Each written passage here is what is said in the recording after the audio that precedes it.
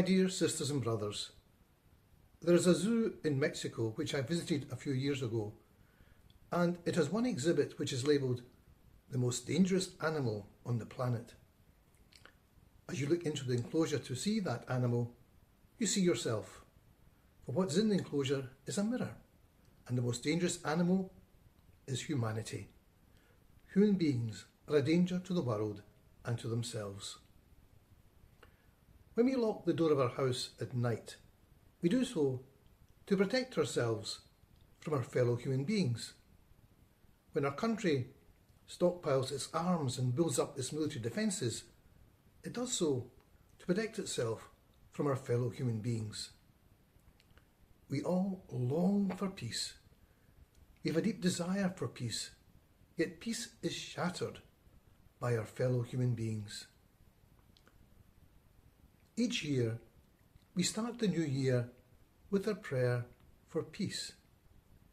But as we do so, we look around and see war and conflict, death and destruction, all caused by humanity. Every dispute arises, every fallout with our neighbour starts, every military intervention begins in the same place, the human heart.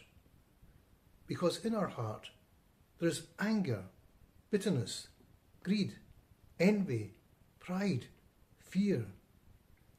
It only takes a little spark to flame a fire.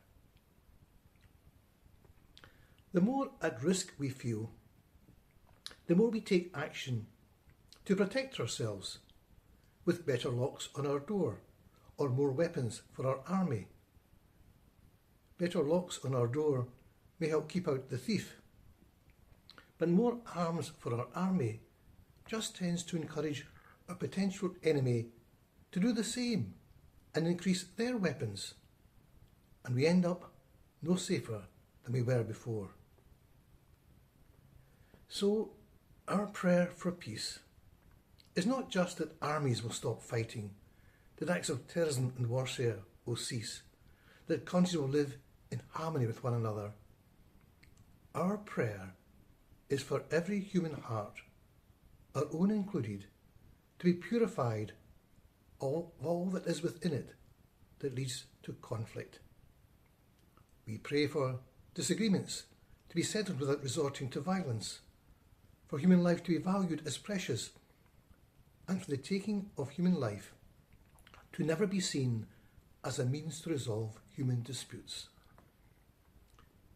We are, each of us, part of humanity, and we all struggle to have that peace in our heart that leads to peace in our family, in our neighbourhood, and in our world.